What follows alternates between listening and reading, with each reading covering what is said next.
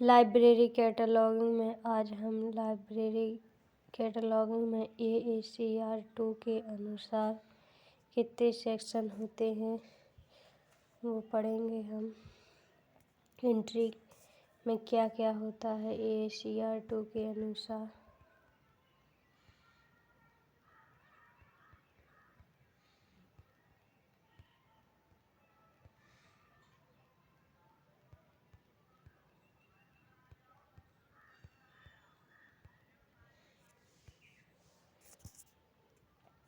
AACR2 के अनुसार प्रविष्टियाँ एंट्री अकॉर्डिंग टू AACR2 के अनुसार AACR2 एक अनुबंध सूची है जिसका निर्माण एंग्लो अमेरिकन पुस्तकालय संघ UK तथा कनाडियन पुस्तकालय संघ द्वारा सम्मिलित रूप से सन 1978 में किया गया। वर्तमान समय में इसका संशोधित संस्करण AACR2 और 1988 प्रयोग में लाया जा रहा है। अनुवर्ण सूची वह सूची होती है जिसकी प्रविष्टियाँ कुछ शब्द प्रविष्टियाँ होती हैं और उसका व्यवस्थापन वर्णानुक्रम में किया जाता है। AACR2 के अनुसार संदिग्ध प्रविष्टियाँ इस प्रकार हैं: मेन एंट्री, एडेड एंट्री, मुख्य प्रविष्टि, इतर प्रविष्टि, संदर्भ प्रविष्टि और विश्लेषक प्रविष्टि।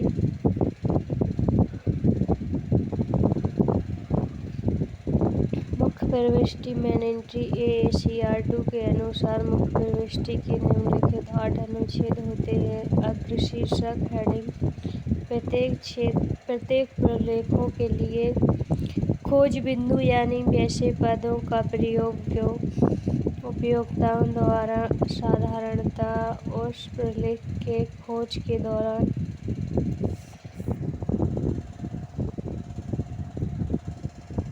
किया जाता है। वैसे पदों को शीर्षक के रूप में उल्लिखित किया जाता है। शीर्षक के अनुसार मतलब शीर्षक के रूप में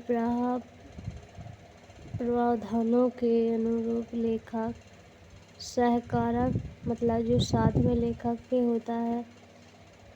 जब कोई पुस्तक लिखती है तो क्या एक ही लेखक लिखता है? नहीं, कुछ सहायक लेखक भी होते हैं। तो सहकारक होते हैं संस्था, कॉर्पोरेट बॉडी या कोई संस्था होती है या आख्या टाइटल का चयन किया जाता है।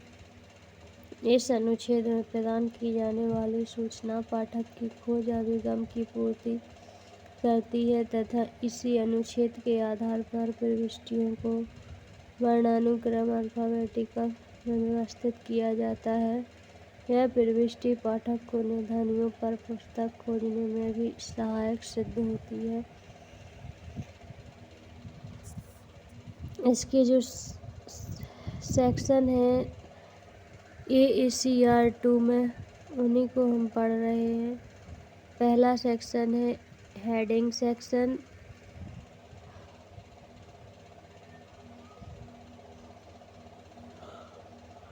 इसमें सेक्शन लाइन से नहीं दिए हैं इसलिए केवल ऐसे ही पढ़ लेना कि किस सेक्शन में कौन सी जानकारी दर्ज करना है। फिर हम बताएंगे कि कौन AACR2 का जब कार्ड बनाते हैं तो कौन सेक्शन किस जगह दर्ज किया जाता है। इसके बाद है प्रविष्टि का मुख्य भाग। अगर आपको AACR2 में प्रविष्टियाँ देखना है, एंट्री देखना है, कार्ड देखना है किस प्रकार बनाया जाता है, तो आप मेरे इसी चैनल में वीडियो डला हुआ है AACR2 के अनुसार मेन एंट्री सर्च करना। बिलिस एंड एमलिस क्लासेस चैनल पर मिल जाएगा। BL का लोगो है इसके बाद दूसरे प्रविष्टि का मुख्य भाग बॉडी ऑफ एंट्री। सूची के इस भाग में मुख्यतः 4 तरह के विवरण प्रदान किए जाते हैं। आख्या एवं उत्तरदायित्वों का वर्णन, संस्करण एवं संबंधित संस्करण के उत्तरदायित्वों का वर्णन, विशिष्ट उपकरणों से संबंधित विवरण।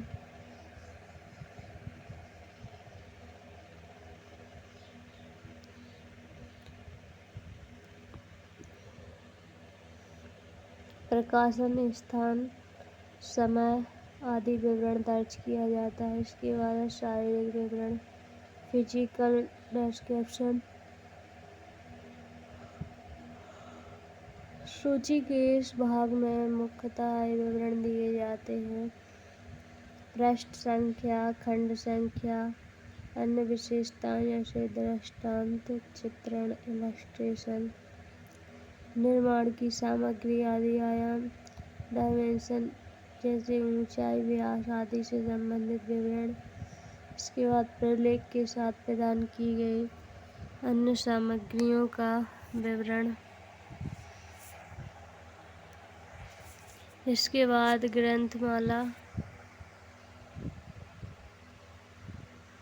ग्रंथमाला क्षेत्र, सीरीज एरिया। सूची के इस भाग में मुख्यतः ये विवरण प्रदान किया जाता है। संबंधित सीरीज की आख्या मतलब टाइटल, समांतर आख्या, अन्य सूचना, संबंधित सीरीज के उत्तरदायित्व, संबंधित सीरीज की ISBN, ISSN, सीरीज की संख्या, उप सीरीज, टिप्पणी, अनुच्छेद, नोट सेक्शन। जिस पंक्ति पर सीरीज अनुच्छेद समाप्त होता है उससे अगली पंक्ति पर द्वितीय शीर्ष से टिप्पणी अनुच्छेद प्रारंभ होता है तथा अनुवर्ती पंक्तियां प्रथम शीर्ष से प्रारंभ होती हैं। टिप्पणियां अनेक प्रकार की होती हैं। इनके द्वारा पुस्तक के संबंध में अतिरिक्त जानकारी प्रदान की होती है अतः इनकी सूचना भी प्रविष्टि में अंकित करना उपयोगी समझा जाता है। ISBN सेक्शन,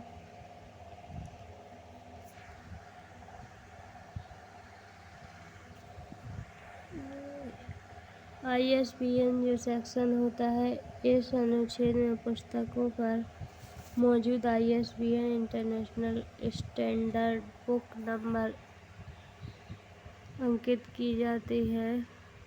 पहले ISBN 10 अंकों का होता था, परंतु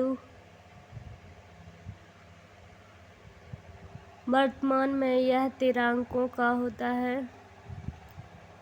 इसके साथ ही सीरीज के मुख्य आख्या, उपलब्धता, मूल्य आदि विवरण प्रदान किया जाता है। इसके बाद है संकेतन अनुच्छेद, ट्रेसिंग सेक्शन।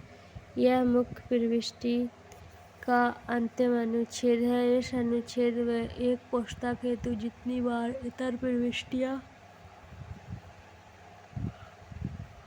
निर्मित की जाती हैं उन सभी के शीर्षक संकेत रूप में अंकित किए जाते हैं। सूचना मुख्य प्रविष्टि पत्रक के निचले भाग में अंकित की जाती है क्योंकि इस अनुच्छेद में अंकित सूचना पाठक के लिए नहीं अपितु पुस्तकालय कर्मचारियों को इस बात की जानकारी प्रदान करने के लिए की जाती है कि इस मुख्य प्रविष्टि की कितनी इतर प्रविष्टियां बनाई गई हैं और कहाँ व्यवस्थित की गई हैं। इसके बाद है क्रमांक संख्या का नंबर। यह विवरण मुख्य प्रविष्टि के प्रथम अनुच्छेद में प्रदान किया जाता है। ASCR 2 सूची में इस अनुच्छेद में क्रमांक संख्या जो वर्गाकार द्वारा मुख्य पृष्ठ के पश्च भाग में दिया जाता है। सूचीकार द्वारा नकल कर लिया जाता है। क्रमांक संख्या वर्गांक ग्रंथांक और संग्राहक के वर्गांक को अग्ररेखा पर प्रथम शीर्ष से अंकित किया जाता है। यदि संग्राहक भी हो तो उसे ग्रंथांक के ऊपर दर्ज किया जाता है। यह विवरण पाठक को पुस्तक खोजने में सहायक सिद्ध होता है। कॉल नंबर सबसे ऊपर दर्ज किया जाता है। फिर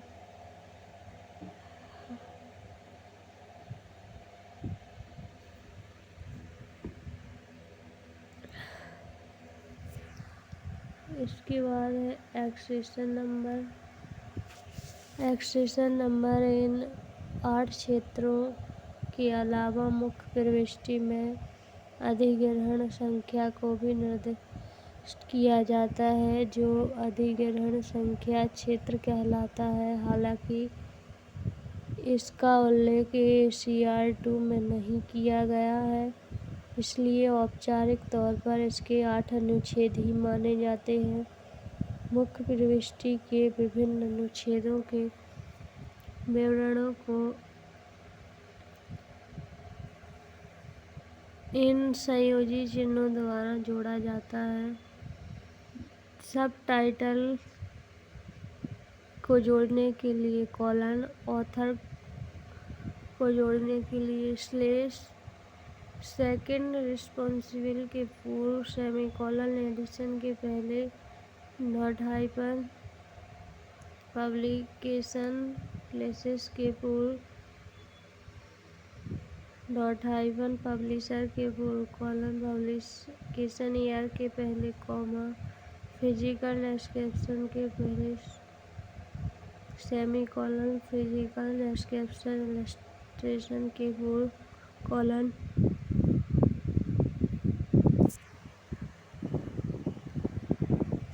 इसके बाद है एडेड एंट्री। ACR में एडेड एंट्री सब्जेक्ट से, ऑथर से,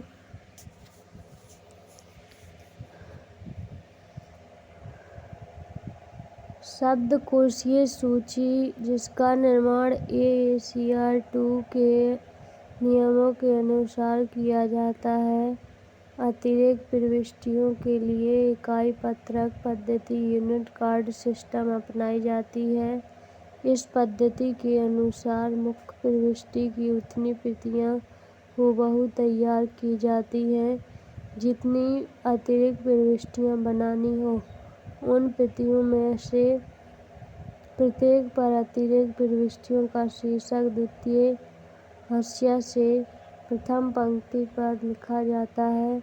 अगर प्रथम पंक्ति से काम ना चल रहा हो तो द्वितीय पंक्ति का प्रयोग तृतीय काल्पनिक हाशिए से किया जाता है। ACR2 के अनुसार प्रमुख अतिरिक्त प्रविष्टियां इस प्रकार हैं। विषय अतिरिक्त प्रविष्टि, सब्जेक्ट एडेड एंट्री। अतिरिक्त प्रविष्टियों में सबसे पहले विषय अतिरिक्त प्रविष्टि बनाई जाती है। इसके लिए विषय शीर्षक चयन की आवश्यकता होती है। मानक विषय शीर्षक के लिए shares list of subject heading, library of Congress subject heading आदि ग्रंथ का प्रयोग किया जाता है। इस ग्रंथ में अनुवर्णित क्रम में सारे विषय शीर्षक वर्णित हैं। लेखक अतिरिक्त प्रविष्टि, ऑथर सब्जेक्ट एडेड एंट्री। लेखक अतिरिक्त प्रविष्टि विषय तभी बनाने की आवश्यकता होती है जब पुस्तक एक से अधिक लेखकों द्वारा लिखित पुस्तक हो। उदाहरण, अगर 2 लेखक द्वारा लिखित पुस्तक या ग्रंथ हो और उनमें से कोई भी प्रधान लेखक ना हो, पहले लेखक को मुख्य प्रविष्टि के शीर्षक में स्थान दिया जाता है। दूसरे लेखक के लिए लेखक अतिरिक्त प्रविष्टि बनाई जाती है, एडेड एंट्री बनाई जाती है। दूसरे लेखक के नाम से। अगर 3 लेखकों द्वारा लिखित पुस्तक हो और उनमें से कोई भी प्रधान लेखक न हो तो प्रथम लेखक को मेन एंट्री के शीर्षक में स्थान दिया जाता है और बचे हुए 2 लेखक के लिए अलग से 2 लेखक अतिरिक्त प्रविष्टि बनाई जाती है। 3 से अधिक लेखक वाली कृतियों के मामले में पहले यह देख लेते हैं कि कोई प्रधान लेखक है अथवा नहीं। अगर प्रधान लेखक न हो तो मात्र प्रथम लेखक से लेखक अतिरिक्त प्रविष्टि बनाई जाती है। देखिए, जब AACR2 का प्रैक्टिकल होता है बीलिब में तो एंट्री वही बना पाता है जिसे नियम पता हो AACR2 के, और नियम याद रखना बहुत ज़रूरी है।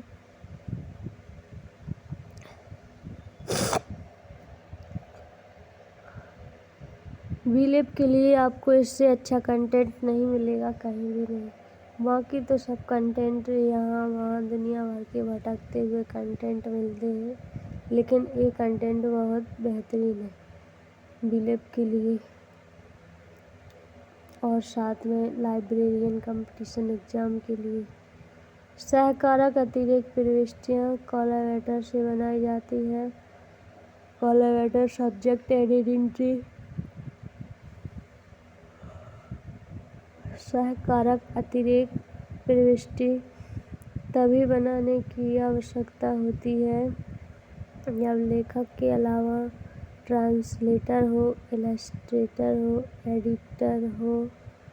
उदाहरण, अगर लेखक द्वारा लिखित ग्रंथ हो और उनमें से कोई ट्रांसलेटर, इलस्ट्रेटर हो तो ट्रांसलेटर के लिए एडेड एंट्री बनाई जाती है। आख्या अतिरिक्त प्रविष्टि टाइटल एडेड एंट्री।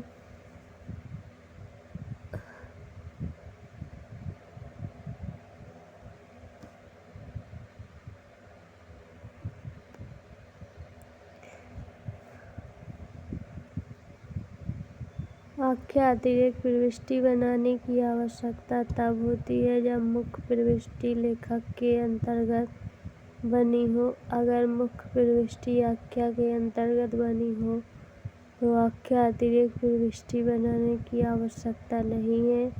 प्रथम स्तर के विवरण वाली मुख्य प्रविष्टि में चूँकि सहकारक तथा ग्रंथमाला का जिक्र नहीं होती है, इसलिए इन अभिगमों से अतिरिक्त प्रविष्टि निर्मित करने की आवश्यकता नहीं होती है। इसके बाद सीरीज एडेड एंट्री, श्रृंखला अतिरिक्त प्रविष्टियाँ।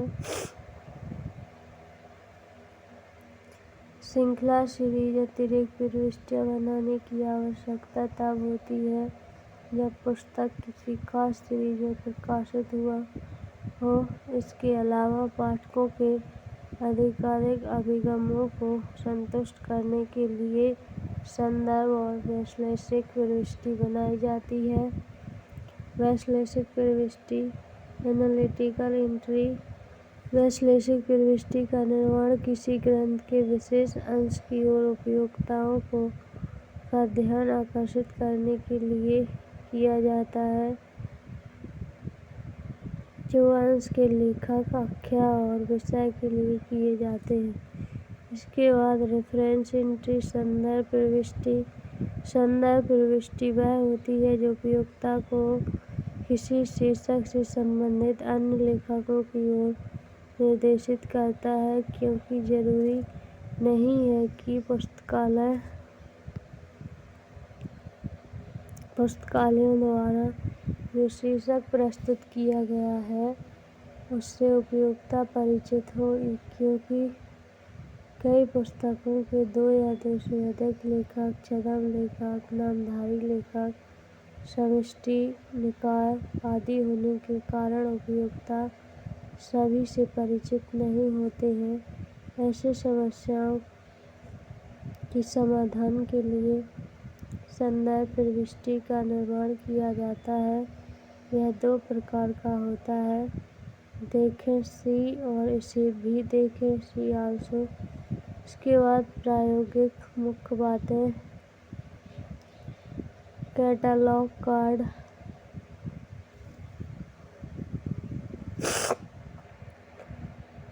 जब भी हम प्रैक्टिकल करते हैं तो उसमें कुछ मुख्य बातें होती हैं जो हमें पता होनी चाहिए।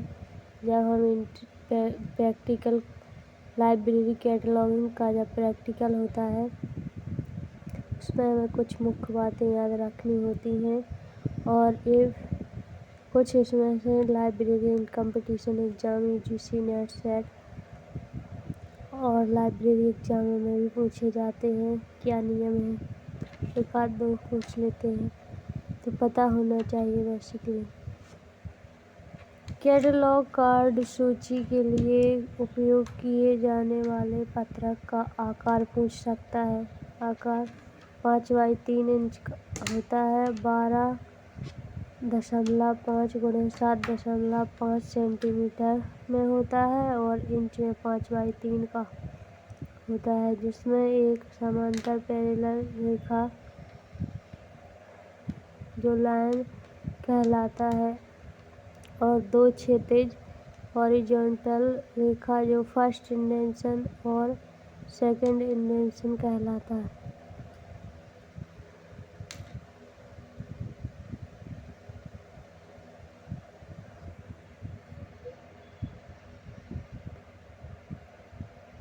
एक कैटलॉग का कार्ड होता है। इसमें ये फर्स्ट इंडेंशन दिख रही है, सेकंड इंडेंशन इम्बेन लाइन और ये नीचे ये हॉल पंच हॉल होता है। सर्वप्रथम सूचीकरण के लिए दिए गए सूचनाओं या पुस्तक के बारे में दी गई सूचनाओं जैसे आख्या, उपाख्या, लेखक, सहकारक, लेखक, प्रकाशक, प्रकाशन स्थान, वर्ष, पृष्ठ संख्या, साइज आदि सूचनाओं को पर गौर करें। अगर किसी ग्रंथ का एक ही लेखक हो तो संलग्न एंट्री लेखक के नाम से बनेगा। लेखक का उपनाम सरनेम पहले और मुख्य नाम कॉमा लगाकर बाद में लिखा जाएगा। अगर किसी ग्रंथ का दो लेखक हो और कोई भी प्रधान लेखक नहीं हो तो संलग्न एंट्री पहले लेखक के नाम से बनेगा, दूसरे लेखक के नाम से एडेड एंट्री ही बनाई जाएगी। तो देखिए एक कैटलॉग कार्ड है, इसमें ये दो लाइनें होती हैं, फर्स्ट इंडेंशन, सेकंड इंडेंशन।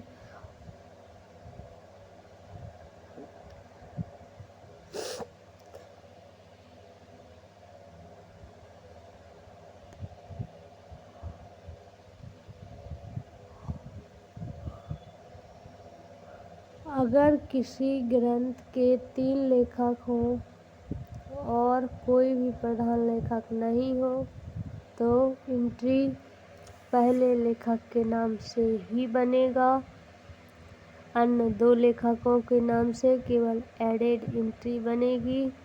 इसके बाद है अगर किसी ग्रंथ के 3 से भी अधिक लेखक हों तो संलेख एंट्री आख्या टाइटल से बनेगा एवं संलेख में प्रथम लेखक के बाद 3 बिंदु लगाकर उसे कोष्ठक में लिखकर et.al इस तरह लिखा जाएगा et.al।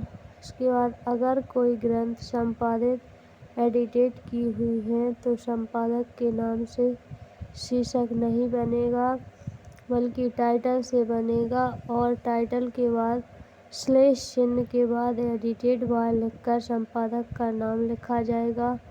शीर्षक फर्स्ट इंडेंशन से शुरू होगा और आख्या छेद सेकंड इंडेंशन से शुरू होगा।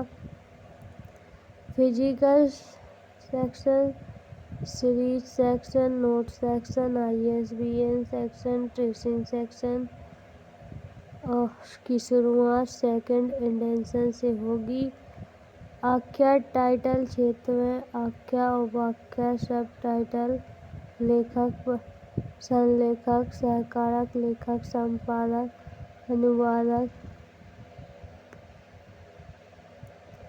मतलब ट्रांसलेटर आदि एवं प्रकाशक से संबंधित जानकारी प्रदान की जाती है।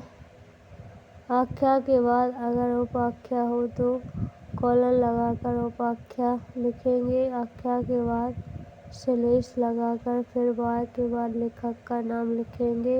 अगर 2 या 3 लेखक हों तो दूसरे लेखक को कॉमा लगाकर और तीसरे लेखक को एंड लगाकर लिखा जाएगा। इसके बाद सहकारक लेखक को सेमीकोलन लगाकर ट्रांसलेटेड बाय, एडिटेड बाय इस प्रकार लिखा जाता है। इसके बाद है प्रकाशन क्षेत्र में प्रकाशक का नाम, स्थान और वर्ष लिखा जाता है। पहले लेखक प्रकाशक का स्थान, फिर कॉलन लगाकर प्रकाशक का नाम और इसके बाद कॉमा लगाकर वर्ष लिखा जाता है। अगर प्रकाशन वर्ष की जगह कॉपीराइट वर्ष लिखा गया हो तो वर्ष से पहले सी लिखा जाएगा।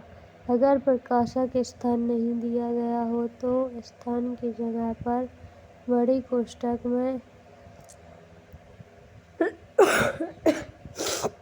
ऐसा ही लिखा जाएगा। भौतिक विवरण में खंड संख्या, पृष्ठ संख्या, चित्र तथा ग्रंथ का आकार लिखा जाता है।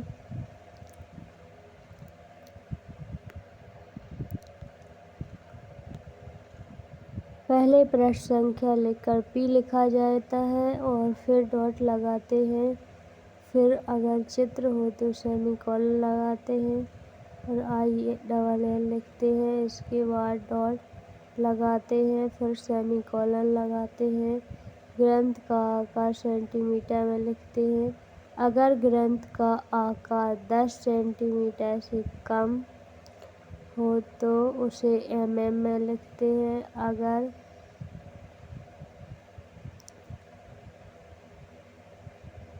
अगर ग्रंथ की चौड़ाई लंबाई की आधी है या अधिक है तो सिर्फ लंबाई को ही लिखेंगे। अगर ग्रंथ की चौड़ाई लंबाई की आधी है तो दोनों को लिखते हैं, जैसे 22 सेंटीमीटर गुणा 10 सेंटीमीटर। इसके बाद अगर एक लाइन में उपरोक्त विवरण खत्म नहीं होता है तो फर्स्ट इंडेंशन से कंटिन्यू किया जाता है। अगर विवरण एक कार्ड में पूरा ना हो तो कार्ड के नीचे continue on the next card लिखा जाएगा और दूसरे कार्ड में पुनः शीर्षक लिखा जाएगा और बाकी के विवरण को लिखा जाएगा। संकेतन कार्य कार्ड के निचले हिस्से पर किया जाएगा। संकेतन में विषय शीर्षक को इंडो अरेबिक संख्या में लिखा जाएगा।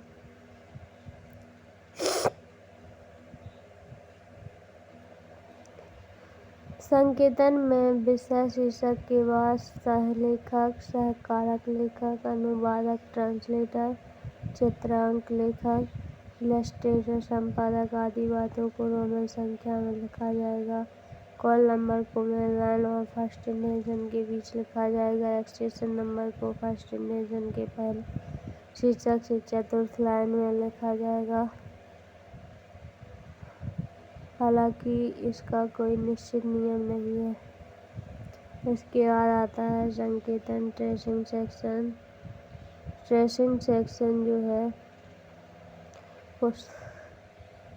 पुस्तकालय सूची कार्यों हेतु 2 तरह की प्रविष्टि बनाई जाती है। एक मुख्य प्रविष्टि, दूसरी एडिट प्रविष्टि, इतर प्रविष्टि। जितनी इतर प्रविष्टि बनाई जाती है उसके शीर्षक को मुख्य प्रविष्टि में स्थान दिया जाता है। मुख्य प्रविष्टि में इतर प्रविष्टियों की मुख्य सूचना का वर्णन करना संकेतन ट्रेसिंग सेक्शन कहलाता है। देखिए, मुख्य प्रविष्टि में एडिट प्रविष्टि की मुख्य सूचना का वर्णन करना ट्रेसिंग कहलाता है। यह एक महत्वपूर्ण कार्य है जिसमें यह पता चलता है कि मुख्य प्रविष्टि की कितनी आइडेंटिटी बनाई गई है और इससे पुस्तकालय कर्मचारियों को पाठक तक पहुँच जाने में सहायता मिलती है। साधारणतः संकेतन कार्य पुस्तकालय कर्मचारियों की सहायता के लिए किया जाने वाला कार्य है ताकि कर्मचारियों को यह पता हो कि मुख्य प्रविष्टि की कितनी इतर प्रविष्टियाँ बनाई गई हैं और कहाँ पर है।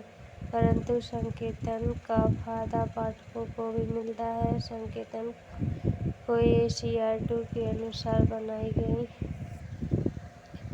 मुख्य प्रविष्टि में सबसे नीचे यानी नोट सेक्शन के बाद किया जाता है। संकेतन कार्य को CCC के अनुसार बनाई गई मुख्य प्रविष्टि में कार्ड के पिछले भाग में बनाया जाता है। इसके बाद ISBN इंटरनेशनल स्तर पर एक बुक नंबर दिया जाता है। बुक को इंटरनेशनल स्टैंडर्ड बुक नंबर कहा जाता है। जिसे देखना आप प्रत्येक बुक में ISBN नंबर सब पिछले हिस्से पर लिखा रहता है। बुक के पिछले international standard book number ISBN प्रत्येक पुस्तक को प्रदान किया जाने वाला एक विशिष्ट पहचान संख्या है, यूनिक होता है। The standard book number ring का विकास सर्वप्रथम गॉर्डन फोस्टर ने किया था जो 9 डिजिट का था। सन 1967 में ब्रिटेन के डेविड वाटकर, जिन्हें ISBN के पिता फादर ऑफ ISBN कहा जाता है, की संज्ञा दी जाती है के द्वारा इसको पहचान दिलाई गई। सन 1971 में international organization for standardization ISO द्वारा 10 अंकों का ISBN विकसित किया गया, जिसे अंतर्राष्ट्रीय मानक ISO 2108 के तहत प्रकाशित किया गया। जनवरी 2007 से ISBN 13 अंकों का कर दिया गया, जो 5 भागों में विभक्त होता है, जिसका पहला भाग EAN यूरोपियन आर्टिकल नंबर होता है, दूसरा भाग भाषा, राष्ट्र आदि समूह, तीसरा भाग प्रकाशक, चौथा भाग शीर्षक, पांचवा भाग पहचान संख्या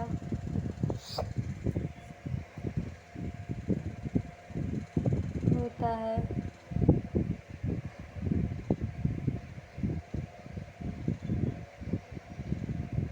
इसके बाद ISSN international standard serial number. यह एक ISBN के तरह ही 8 अंकों वाला एक विशिष्ट संख्या है, जो पुस्तक की भांति ही जो सीरियल पब्लिकेशन होते हैं। सीरियल तो आप जानते ही हैं, टीवी मोबाइल में देखते हैं, उनको एक पब्लिकेशन प्रदान किया जाता है।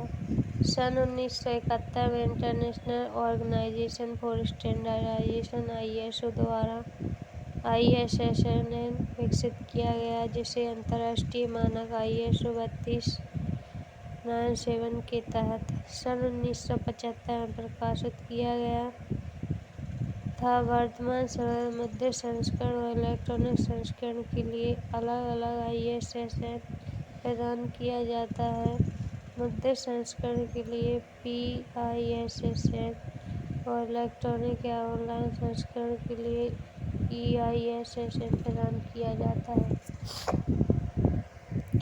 इसके बाद कैटलॉग इन पब्लिकेशन CIP या प्रकाशन में कैटलॉग सूचीकरण डेटा है, जिसे साधारणतः देश के राष्ट्रीय पुस्तकालय द्वारा प्रकाशन के पहले तैयार किया जाता है।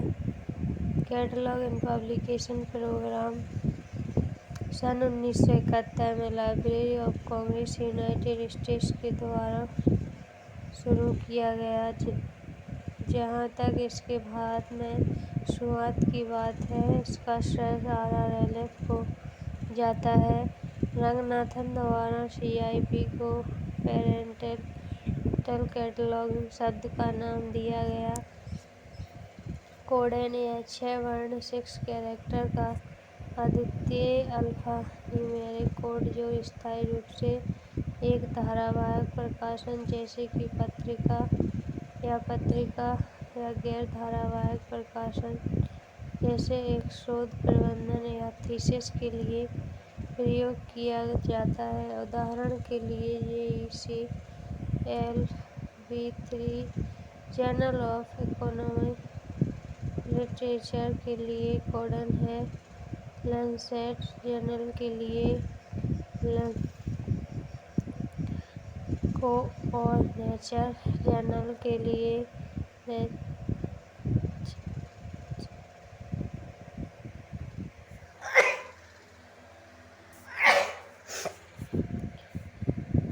कोडेन के पहले 4 वर्ण हमेशा ऐसे अक्षर होते हैं जो प्रकाशन के लिए एक शब्द समूह बनाते हैं। 5वां एक भेद वर्ण A से F तक का अक्षर होता है और 6वां A से Z तक का अक्षर या 0 से 9 तक का एक कंप्यूटेड चेक डिजिट कैरेक्टर है जो कोड में टाइपोग्राफिकल गलतियों की पहचान करने में मदद करता है। इसके बाद है यूनिवर्सल प्रोडक्ट कोड जो हर प्रोडक्ट पर अपनी एक पहचान बनाता है। यूनिवर्सल प्रोडक्ट कोड UPC एक बारकोड सिंबोलॉजी है जिसका व्यापक रूप से व्यापार में प्रयोग किया जाता है। संयुक्त राज्य America, Canada, Europe, Australia, New Zealand अन्य देशों में स्टोर में व्यापार वस्तुओं को ट्रैकिंग के लिए उपयोग किया जाता है। UPC कोड में 12 संख्यात्मक अंक होते हैं जो प्रत्येक व्यापार आइटम को विशिष्ट रूप से असाइन किए जाते हैं। संबंधित EAM बारकोड के साथ UPC बारकोड है जिसका उपयोग मुख्य रूप से GSI विनिर्देशों के अनुसार बिक्री के स्थान पर व्यापारिक वस्तुओं की स्कैनिंग के लिए किया जाता है। तो आज की क्लास को हम यहीं पर समाप्त करते हैं। जय हिंद, जय भारत। क्लास काफ़ी लंबी हो गई है लेकिन ये यूनिट समाप्त हो चुकी है लाइब्रेरी कैटलॉगिंग की। इसके बाद हम अगली यूनिट स्टार्ट करेंगे सब्जेक्ट कैटलॉगिंग विषय सूचीकरण। वो वाली यूनिट छोटी सी है, ज़्यादा बड़ी नहीं है, तो इसे हम यही समाप्त करते हैं। जय हिंद, जय भारत।